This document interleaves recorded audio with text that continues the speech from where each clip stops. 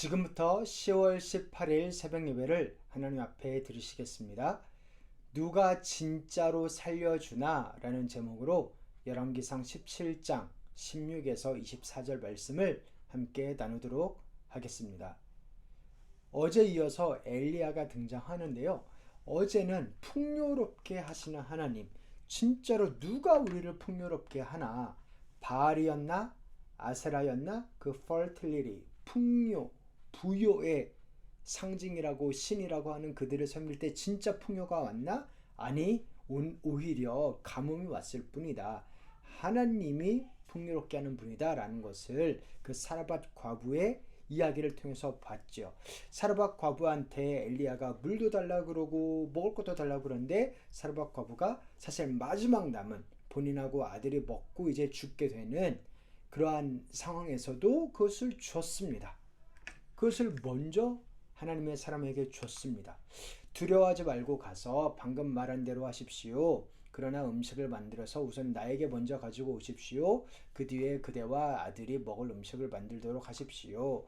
주님께서 이 땅에 다시 비를 내려주실 때까지 그 뒤주에 밀가루가 떨어지지 않을 것이며 병에 기름이 바르지 않을 것이라고 주 이스라엘의 하나님께서 말씀하셨습니다. 마지막 음식을 달라고 합니다. 실로 엄청난 요구가 아닐 수 없지요. 그런데 이 요구에 이 과부가 어떻게 반응합니까? 순종합니다. 그 말씀을 듣습니다. 그리고 기적을 경험합니다. 이 엄청난 기적, 오병이어의 예수님이 떠오르지요. 그렇게 엄청난 요구 뒤에는 하나님의 은혜가 담겨 있고 조그만 것을 하나님 앞에 드리자 하나님의 그것을 사용해서 놀라운 은혜와 기적을 일으키시는 것. 그렇게 여인은 가서 일레의 말대로 했고 여러 식구가 그 식구가 여러 날을 먹었지만 이 밀가루와 이 기름이 마르지를 않았습니다. 믿고 순종하는 자가 기적을 경험했고 하나님은 본인이 풍요롭게 하는 신임을 증명하셨죠. 이제 그 다음에 일어나는 이야기인데요.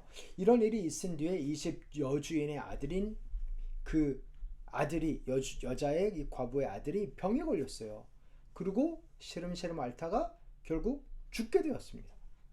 그러자 이 여인이 엘리야한테 와가지고 하소연을 하는 거예요. 하나님의 사람이신 어른이시여 나와 무슨 상관이 있길래 나한테 와서 내 죄를 기억나게 하고 그 죄 때문에 내 아들이 죽게 합니까? 하는 겁니다.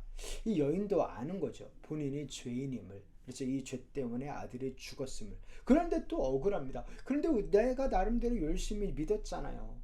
내가 정말 엄청난 요구도 순종하고 그리고 기적도 우리 함께 보고 그런데 또 우리는 죄인이기 때문에 이 안타까운 상황에서 벗어날 수 없는 우리의 자리고 왜 하나님의 사람이 굳이 나에게 와서 이 허망함과 수치와 죄를 기억나게 하고 이 안타까운 일을 겪게 합니까? 라는 거죠. 참 나올 수 있는 반응인데요. 그래서 그런지 엘리야가 나섭니다. 그가 여인에게 아들을 달라고 하고 아이를 받아 안고 자기가 머물고 있는 다락방으로 올라갑니다. 그리고는 자기 침대에 뉘어놓고 주님께 부르짖었습니다. 주 하나님 어찌하여 내가 머물고 있는 이 집의 과부에게 이렇게 재앙을 내리시어 그 아들을 죽게 하십니까? 엘리야의 마음에도 이렇게 원망이 담겨 있지요. 근데 이렇게 원망으로 끝나지 않고 엘리야가 기도했습니다. 엘리야가 그 아이의 몸 위에 3번이나 엎드립니다. 상상해 보세요. 시체 위에 몸을 엎드린다고 하면 얼굴과 얼굴이 맞닿을 텐데 그렇게 엎드렸습니다. 이것은 포기한 게 아니에요. 자포자기한 게 아닙니다. 몸과 몸을 닿게 하면서 하나님 앞에 간절하게 구하는 거죠. 제발 살려달라고. 하나님이 하시면 되겠사오니 제발 살려달라고. 부르짖고 주 하나님 제발 이 아이의 호흡이 되도록 하여 주십시오 간구했습니다. 그렇게 3번을 기도했습니다. 이 시체 위에 자기도 죽은 자처럼 이렇게 된 겁니다. 그냥 놔둔 게 아니고요. 본인도 죽겠다는 심정이 온 거죠. 그러니까 죽어버리겠다는 게 아니고 죽은 자처럼 시체와 본인을 동일시하면서 나아간 거죠. 시체 바로 옆에 그냥 누운 게 아니라 그 위에 엎드린 거니까. 주님께서 엘리야가 부르짖는 소리를 들으시고 그 아이의 호흡을 되돌아오게 하여 주셔서 그 아이가 살아났다. 아멘. 하나님께서 응답하셨습니다. 기도를 들으셨습니다. 이 간절한 기도에 응답하시는 하나님을 볼 수가 있습니다. 사랑하는 성도 여러분, 우리 하나님은요, 간절한 기도에 응답하시는 분이십니다. 여기도 그러잖아요. 그 부르짖는 소리를 듣고 응답했다고. 그렇게 엘리야가 그 아이를, 살아난 아이를 안고 다락에서 내려와서 아이를 돌려주면서 보십시오, 이 아들이 살아났습니다 말합니다. 사랑하는 성도 여러분, 우리의 하나님은 생명의 신이십니다. 생명을 주관하시고 생명 호흡을 주시는 분이 우리의 하나님이십니다. 그렇게 다시 살리시는 분입니다.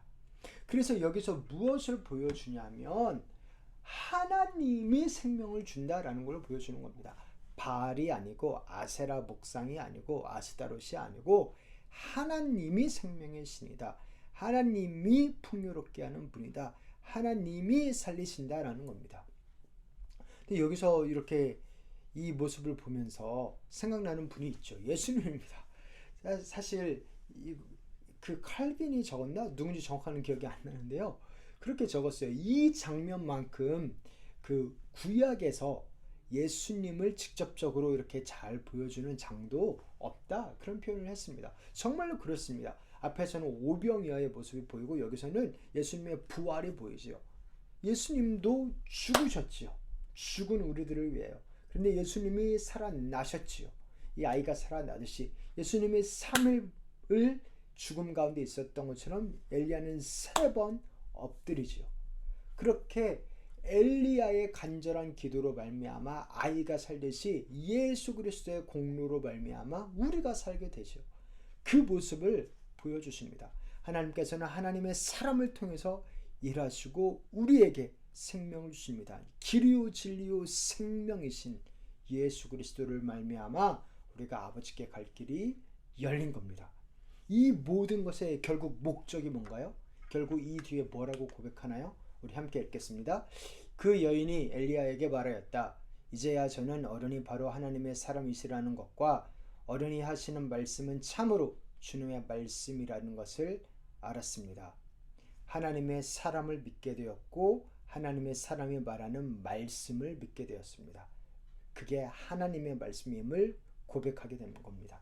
결국 하나님이 주관하시고 하나님이 당신의 백성들에게 친히 말씀하시고 인도하시고 책임지신다.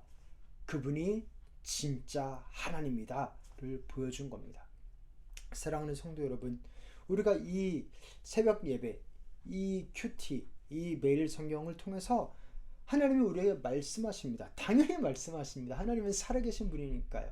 그래서 그 하나님이 살아계신 것과 하나님이 당신의 사람을 사용하신다는 것과 그리고 친히 말씀하신다는 것을 우리가 더더욱 경험하며 나아갔으면 좋겠습니다. 그게 복입니다. 저도 큐티를 하면서 말씀을 준비하면서 시적절하게 하시는 그 말씀들을 봅니다. 그래서 우리 함께 그 놀라우신 하나님 주 예수 그리스도의 은혜를 다시 한번 누리며 말씀이 육신이 되어 오신 그 예수님을 더욱더 깊이 만나며 경험하며 나아가기를 다시 한번 그 은혜와 그 감격이 충만하시기를 다시 한번 주님의 이름으로 축원합니다. 이제는 우리 주 예수 그리스도의 은혜와 하나님 아버지의 사랑과 성령님의 교통하심이 하나님을 믿고 찬양하며 나아가는 그 말씀을 듣고 하나님을 만나며 나아가는 사랑하는 성도님들 한 분 한 분 가운데 이제부터 영원토록 함께 했을지어다. 아멘.